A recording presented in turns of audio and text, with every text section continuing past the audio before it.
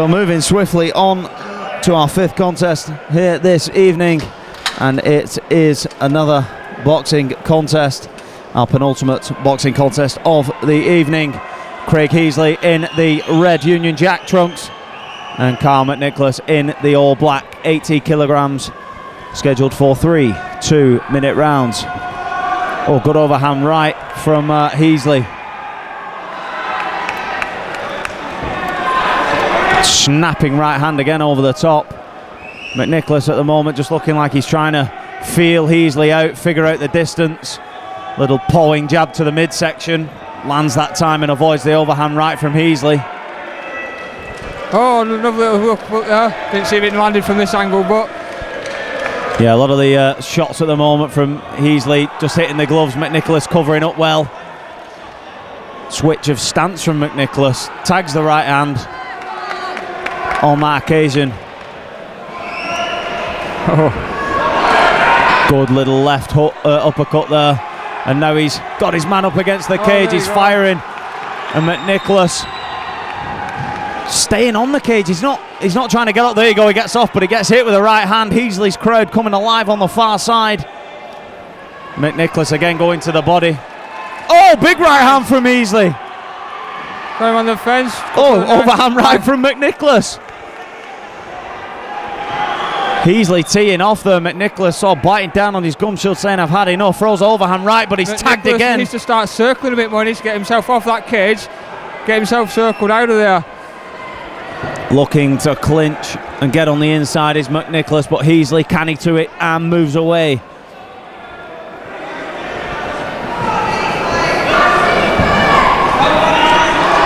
Heasley quite happy to just paw, throw the 1-2s and hunt the overhand right. Final 10 seconds of round number 1. Oh, he's taking a knee. Straight right on there. Heasley with some solid lefts and rights. McNicholas, his corner screaming at him to get to his feet. And as we reach the end of round 1, so a knockdown for Heasley just before the final bell of round number 1. A very, very positive start for the home man. But again, McNicholas, he's throwing the jabs out there, he's working the body, he's trying to put something together, but he needs to be able to cope with the pressure of Heasley. And like we said, he's up against the cage wall and he isn't able to get out of there. Yeah, he's doing a great job of covering up and taking little damage, but he's doing too much covering up. He needs to be firing more shots in my eyes, as McNicholas.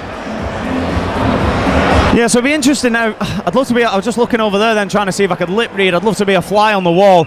I don't know what Scott Eggleston was saying. I think he's trying to say stay in tight and get inside the range. Obviously, I mean, you can see from both guys, he's obviously the shorter man. He has less of a reach. Yeah. So maybe that's what he was saying. That's what I would do if I was making that tight motion. Get on the inside, be prepared to take a dig, but throw your shots. Yeah, sometimes you've got to take a dig in order to get one back, especially the short man with the shorter arms. Correct. And again, he's only firing the body shots. I mean, it's a good stiff jab to the body, but Heasley's trained for this. He's just going to walk through them. You're not winning a fight with body shots, unless you're Ricky Hatton, obviously. Oh, Ricky, some of the most savage body shots in boxing history. But Heasley's contingent of the crowd on the far side screaming for their man to come forward.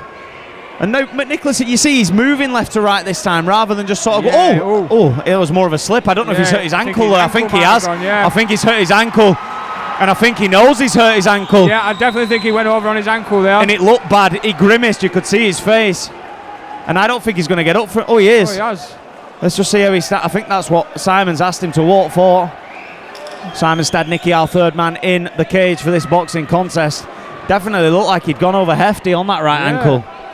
He's back up. He seems to be all right on it now. He's moving all right on it. Oh, good right hand. See, so he's capable. He just needs to throw more shots. Firing at the body once more. And a counter right hook straight down the pipe from Heasley. His jab to the body finds its home every time, to be fair to him. He's trying to, it would appear, gold. Oh, good right hand.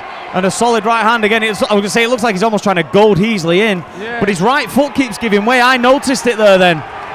And Heasley now is teeing off. And McNicholas with a good right hand. Going back. Nice upcut there by McNicholas Heasley. needs to do more. It was the upcut that put him down that time. And McNicholas with a solid right hand there. Yeah, so But ran right. not doing enough, and I don't think he's going to answer the 10 count here. I think Heasley's going to win via stoppage. It's over. That's the end of it, it's over. Craig Heasley returning to action with a second round stoppage of Carl McNicholas. And again, absolutely impressive stuff from the Heasleys. The second one to compete tonight. Obviously his brother Mark in his corner, picking up a unanimous points victory.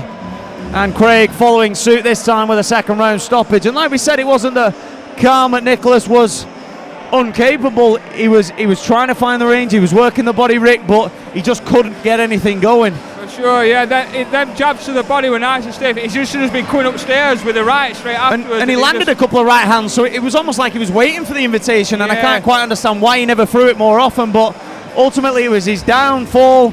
Yeah, and as we said, he was waiting for the moment. He just never really came for him. I think that's what he's. It's not that he wasn't capable. He just were. Won't say gun shy. He was waiting for his opportunity and it just didn't come. Absolutely agree. And we've reached the conclusion of bout number 5. And in cage we go to our MC, Chris Worthington, to make this one official.